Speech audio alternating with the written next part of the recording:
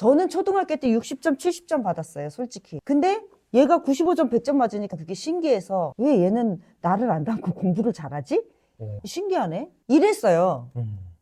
이 입시 정보를 직접 찾아보면은 다 되는데 저는 설명회 같은 데 가면 공포스럽거든요. 나는 늦었나 보다, 우리 애 늦었나 보다 해서 애한테 스트레스를 주는데 사실 모든 사람이 볼 수 있게 공개되어 있는 정보를 누군가의 이해관계에 따라서 가공해서 보여주는 거예요. 그런데 그걸 보고 내가 불안해할 필요가 없다는 거예요. 사실 설명회 갈 필요 없어요. 엄마가 다 하실 수 있어요. 주말에 애하고 놀아줘야지. 알았어, 엄마가 놀아줄게. 저는 놀아준다는 말이 되게 거슬려요. 왜 그러냐면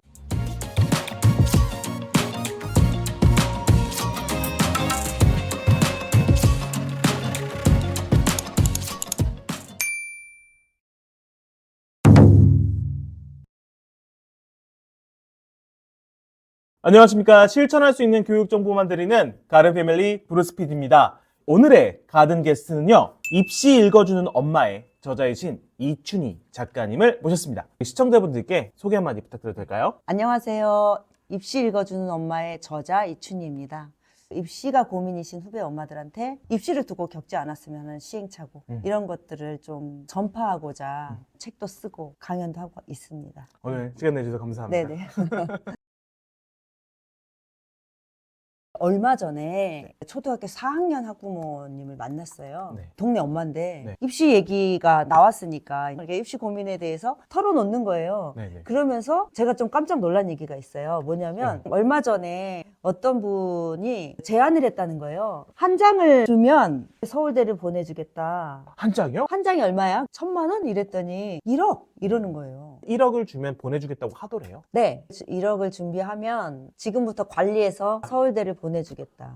야, 저 정도를 해야 대학을 잘 보낼 수 있는 거구나 라는 공포에 사로잡히는 거죠. 막 근데 사실요, 네. 사교육비 많이 쓰면 강남에 뭐 한 달에 몇백 쓰잖아요. 1억 정도면 싼 거지라고 느끼시는 분들도 있으실 것 같아요. 근데 그게 학원비까지 다 1억이 아니라 컨설팅 비용이 그렇다는 거예요. 아. 그래서 제가 드리고 싶은 말씀은 이렇게 안 해도 서울대 갈 수 있어요. 사실 사교육비 없이도 서울대를 보낼 수 있어요. 저희 딸의 좀 예시 들어드리면 국어, 영어 학원 한 번도 안 다녔어요. 그리고 초등학교 때는 1학년부터 6학년까지 영어 학원 안 끊고 다녔는데 그 다닌 걸로 고등학교 가서 영어 만점 받았어요.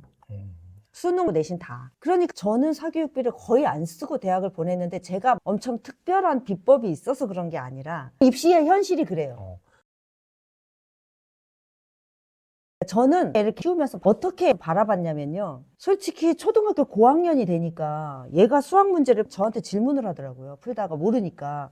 근데 문제를 갖고 왔는데 제가 모르겠어요. 어렵죠. 수학 문제를 못 풀어주겠는 거예요. 그런데 이제 쪽팔리잖아요. 잠깐만 이러면서 이제 막 해설지를 보고 겨우겨우 풀어줬거든요. 근데 초등학교 고학년만 되더라도 이게 수학 문제가 이렇게 어렵다고 저는 느꼈는데 애가 잘 푸는 거예요. 95점, 100점을 맞는 거예요. 네. 그러니까 저는 얘는 왜 공부를 잘하지? 어떻게 이런 걸 맞춰? 저는 스스로 얘가 저보다 잘한다고 계속 놀래고 있었거든요. 저는 초등학교 때 60점, 70점 받았어요, 솔직히. 근데 얘가 95점, 100점 맞으니까 그게 신기해서 왜 얘는 나를 안 닮고 공부를 잘하지? 신기하네? 이랬어요. 저는 해준 게 그거밖에 없어요, 솔직히. 초등학교 때 애하고 수다를 많이 떨었어요. 그러니까 어떤 친했어요. 노하우는요, 계속 놀래준 거. 일부러 놀래준다가 아니에요. 그냥 놀랐어요. 아, 진짜로 놀라셨다고요? 놀랐어요. 감탄. 네네. 그리고 애가 어느 순간 책을 읽으면 책 내용을 읽은 걸 가지고 뉴스에서 나온 내용하고 연결해요. 예를 들면 그 당시에 이제 한참 막 문제가 됐던 네. 게 한미 FTA. 네. 이 문제가 이제 한참 뉴스에 많이 나올 때였어요. 화두가 됐죠. 뉴스를 보면서 얘가 그러는 거예요. 저거 원숭이 꽃신하고 똑같네. 이러는 거예요. 그러니까 원숭이 꽃신이 뭐냐면 원숭이가 처음에는 맨발로 다녔단 말이에요. 맨발로 그냥 아무렇지도 않게 맨발로 살았는데 오소리가 꽃신을 만들어서 원숭이한테 줘요. 그런데 그 원숭이가 그 꽃신을 처음에는 안 신어도 돼 이랬는데 오소리가 아니야 그냥 공짜니까 신어 이러면서 계속 꽃신을 준 거예요. 그런데 오소리가 주는 꽃신을 받아서 원숭이가 계속 신고 다니다 보니까 이제 맨발로 못 다니게 되는 거예요. 발이 굳은 살이 없이 말랑말랑해진 거예요. 그러니까 신발 없이 못 다니게 되는. 그래서 나중에 원숭이가 오소리한테 가서 나 신이 다 떨어졌으니까 신을 줘 이렇게 얘기하니까 오소리가 내가 왜 너한테 그 신을 공짜로 주냐? 이렇게 얘기하면서 얼마에 사 이렇게 하는 거죠. 얘는 이걸 보고 한미 FTA가 돼서 미국 쌀을 수입하게 되면 우리나라 농촌이 망하지 않겠어? 그게 맞는지 안 맞는지 떠나서 연계해서 생각을 하면서 저 원숭이 꽃이 신세 될 텐데 이렇게 뉴스를 보면서 얘기를 하는 거예요. 그래서 좀 솔직히 좀 소름 끼쳤어요. 몇 학년 때 있었던 일이? 5학년, 6학년 때. 지금 제가 하나의 사례를 말씀드렸지만 그런 순간들이 많이 있었어요. 그렇게 되기까지는 작가님의 수다를 자극했다라고 생각하시는 거예요? 저는 그렇게 애가 저를 놀래킬 때요. 속으로만 생각하지 않고 정말 완전히 놀래요. 어떻게 놀라세요? 어머, 나는 그 책을 읽고도 그런 생각을 못 했는데 어떻게 거기서 그런 생각을 했어? 소름 막 이렇게 해요. 그러니까 얘가 엄마하고 대화하는 게 재밌는 거예요. 엄마하고 얘기하는 게 재밌고 엄마하고 얘기하고 나면 내가 대단한 사람처럼. 그리고 아이 안에 숨어 있는 거를 계속 발굴하려고 그런 거는 항상 가지고 있었어요. 그리고 보석 같은 순간이 있어요. 보석처럼 반짝반짝이는 순간들이 있어요. 그런 순간들을 저는 일기에다 담게 했어요. 일기? 예. 잊어버리지 말라고. 그런 순간들을 저는 너무 놓치기가 아까워서 그거를 일기장에다가 쓰게 했어요. 이런 것들을 저는 너무 좋은 글감이라고 생각하고 제가 일기를 쓰게 한 이유는 뭐냐면 다 잊어버리는 거를 하나씩 좀 잡아놓고 싶은 마음. 그리고 고등학교 3학년 때도요. 공부하다 힘들잖아요. 그러면 책꽂이에 자기 일기를 다 꽂아놓은 게 있어요. 그러면은 그 일기를 꺼내서 보고 힐링해요. 내가 이랬지. 그리고 저도 그걸 보면서 애한테 야, 너 그때 생각나? 응. 그렇네요. 응. 그리고 저는 유초등 시기에 애하고 놀아준다 이렇게 얘기하시는 분들 많이 보거든요. 주말에 애하고 놀아줘야지. 알았어, 엄마가 놀아줄게. 저는 놀아준다는 말이 되게 거슬려요. 왜 그러냐면 한 번도 애하고 놀아준다라는 생각을 하고 키우진 않았고, 왜냐면 저는 애하고 노는 게 제일 즐겁거든요. 제가 노는 거예요. 애하고 저는 이런 수다를 떨면 되게 재밌어요. 그리고 그 안에서 애가 이렇게 크고 있고 이렇게 생각이 잘하고 있고 그거를 발견하고, 그게 저는 친구들 만나서 수다 떠는 것보다 훨씬 재밌어요. 내가 바쁜데 너하고 놀아주는 거야. 이런 느낌이 애한테 알게 모르게 내재화된다고 생각해요. 그래서 놀아주는 거 아니고 노는 거예요. 정말 즐겁잖아요. 우리 친구들하고 놀 때 어때요? 그냥 즐겁죠. 너무 재밌잖아요. 네. 근데 그냥 엄마하고 애 관계도 노는 거예요. 그 애가 지금 로스쿨 다니거든요. 근데 여기 오려고 지하철에 내려주고 좀 전에 헤어졌는데 여기까지 오는 시간 동안 애하고 같이 한 50분 동안 왔거든요. 근데 그 시간이 저는 되게 좋아요. 단둘이 대화할 수 있는 시간. 어렸을 때부터 그랬어요. 여러분 딱 기억하세요. 감탄해 주시고 일기 쓰게 해주시고 놀아주는 게 아니라 같이 노십시오. 저부터 한번 해보겠습니다. 엄마가 더 즐거워요.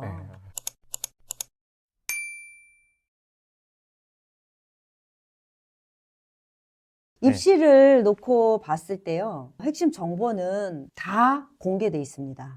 학원 가서 설명회를 하잖아요. 그러면서 설명회를 하시는 그 강사님들이 어디서 이런 정보를 가져올까? 엄마들이 다 볼 수 있는 정보에서 가져오는 거예요. 우리나라는 사실 이게 법으로 있어요. 선행학습 금지법이라는 게 있어서 모든 정보는 학부모들이 다 공개하고, 고등학교 들어갈 때는 중학교 교육과정 안에서 출제해야 되고, 중학교 입시에서는 초등학교 교육과정 안에서 내야 돼요. 지필평가든 면접이든 일단 모든 교육과정 안에서 출제된다. 입시는 그 어린 학부모님들은 입시 용어만 들어도 머리가 아프고 되게 복잡하잖아요. 그런데 그 입시 정보를 나라에서 다 공개하도록 돼 있어요. 이 입시 정보를 직접 찾아보면은 다 되는데 저는 설명회 같은 데 가면 공포스럽거든요. 듣고 있다 보면 나는 늦었나 보다, 우리 애 늦었나 보다 해서 애한테 스트레스를 주는데, 사실 모든 사람이 볼 수 있게 공개되어 있는 정보를 누군가의 이해관계에 따라서 가공해서 보여주는 거예요. 그런데 그걸 보고 내가 불안해할 필요가 없다는 거예요. 사실 설명회 갈 필요 없어요. 엄마가 다 하실 수 있어요. 충분히. 좀 그렇겠네요.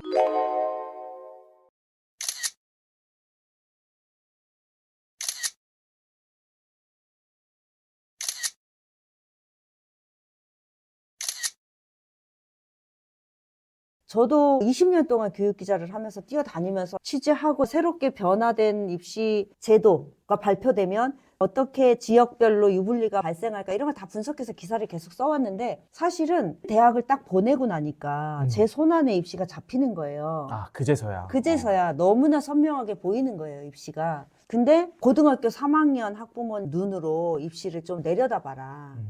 초등학교 엄마의 눈으로 입시를 위로 올려다보면 입시가 너무 공포스러워요. 그 워딩 자체가 주는 약간 공포감이 위압감이 있습니다. 있죠. 이걸 다 읽으면 전체를 다 가보는 거지. 아, 전체를 다 가보면 과정에서 요걸 하면 되고, 요거는 내가 흔들리지 않아도 되고, 요거는 한번 도전해봐도 되고, 요거는 안 해도 되고, 이런 것들이 보이면 심리적으로 가본 엄마처럼, 고등학교 3학년 엄마들은 이미 가본 엄마들이잖아요.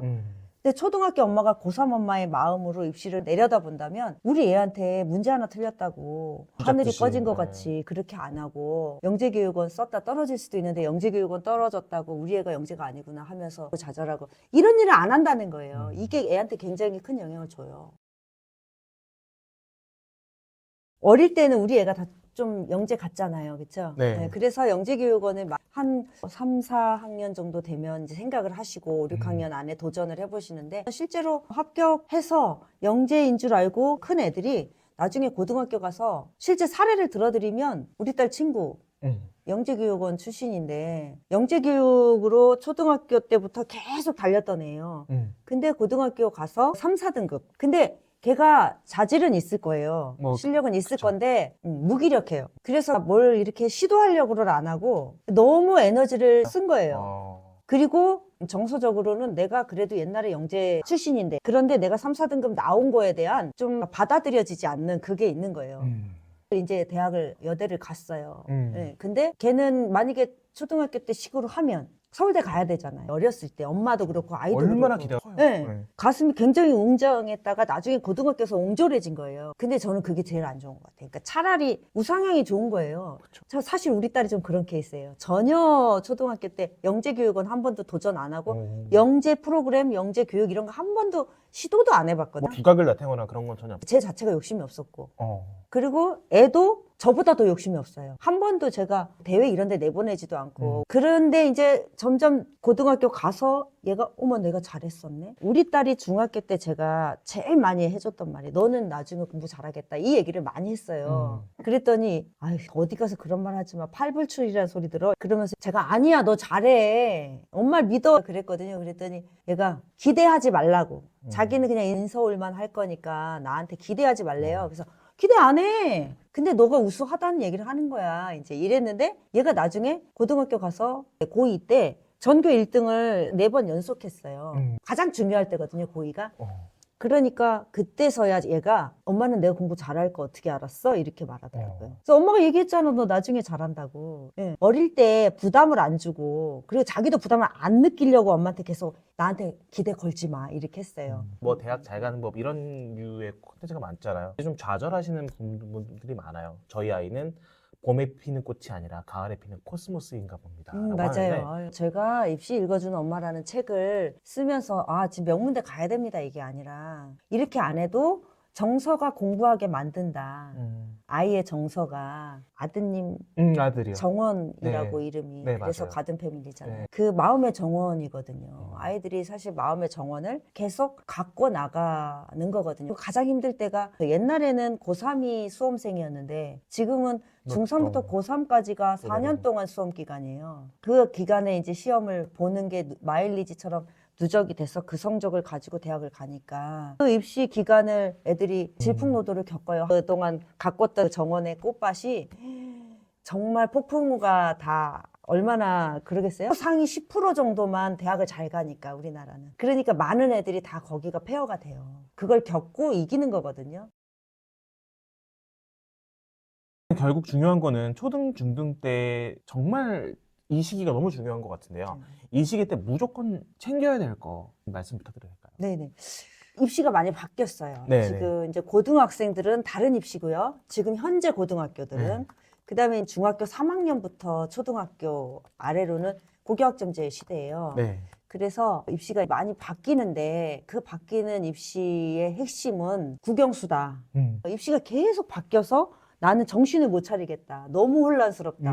왜 이렇게 입시가 계속 바뀌냐. 그쵸. 이렇게 네, 그건 하는데, 그 입시가 계속 바뀌는 거는 그건 당연한 거예요. 시대가 바뀌니까 평가를 바꿔야 돼요. 저는 한 20년 넘게 입시 교육 기사를 써왔잖아요.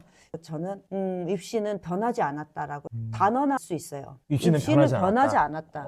핵심은 뭐냐면 공부 잘하는 애들 뽑아요.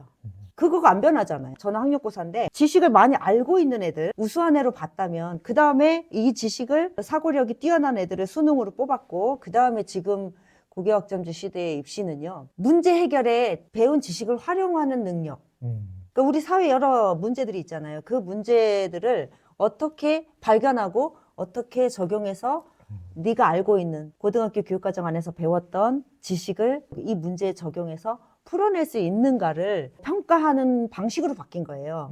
그래서 옛날에는 객관식 문제였다면 이제 내신에서는 논술형, 서술형, 그 다음에 수행형, 수행평가형 이렇게 바뀌어서 아이들이 어떻게 해야 되냐면 쓰고 말하고 발표하고 토론하고 알고 있는 개념을 적용해서 문제 해결을 해내고 이런 걸 평가하겠다는 걸로 바뀐 거예요. 그러니까 오히려 더 어려워졌어요. 그거에 이제 필요한 여러 역량들이 일단은 쓰는 거 잘해야 되고 기본으로 읽는 거 잘해야 되고 그 다음에 남들 앞에서 자기가 알고 있는 바를 설명을 잘해야 되고 그리고 다른 사람이 똑같이 했던 것들이 아닌 자기만의 창의적인 방법으로 새로운 관점으로 문제를 접근하거나 비판적으로 보는 거 이런 것들을 평가하겠다고 해도 되게 모호하게 느껴지시죠.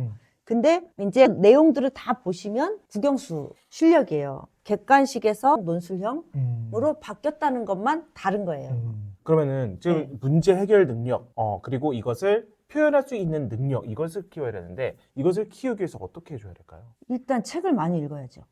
네, 초등학교 때는 좀 천천히 깊이 있게 한 문제 가지고 다양한 각도로 그냥 문제 풀고 맞았어 동그라미 하고 지나가지 말고 이게 창의 사고력 유형 문제가 그런 건데 실생활에 적용된 문제들이거든요. 그런 문제들이 이제 보통 심화 문제들이에요.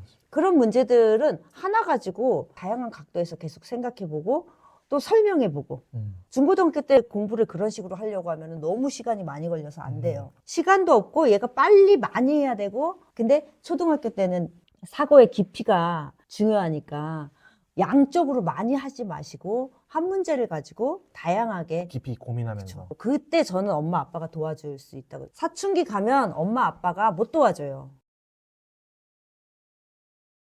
저는 상담받으러 오면은 항상 엄마 아빠 다 오시라 그래요. 왜요? 입시를 놓고 싸워요. 아빠는 돈만 벌어다 주고 엄마는 학원만 알아보거든요.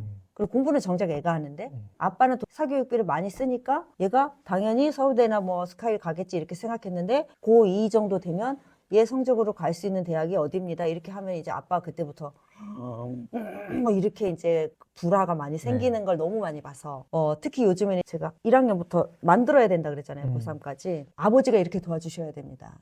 아버지가 교육에 관심 있는 아이들이 학업 성취도가 높다는 통계도 있거든요. 네. 주로 설명회나 이런 걸 가보면 엄마들이 90%예요. 맞아요. 아버지들이 한 5%, 6%. 그래서 제가 어느 중학교에서 강의를 했는데요. 150분 정도 어머니들이 학교 강당에 이제 오셨는데 제가 1시간 반, 2시간을 강의를 하고 나니까 어떤 어머니가 끝나고 저한테 오셔가지고 강사님 다음 강의는 어디서 하세요? 이렇게 물어보시더라고요. 그래서 제가 어느 중학교에 예정이다 이랬더니 그때 저희 남편이 가서 들어도 될까요? 이랬어요. 그래서 왜요? 그랬더니 다 듣고 나니까 이거 애 아빠가 들어야 될 것 같다고.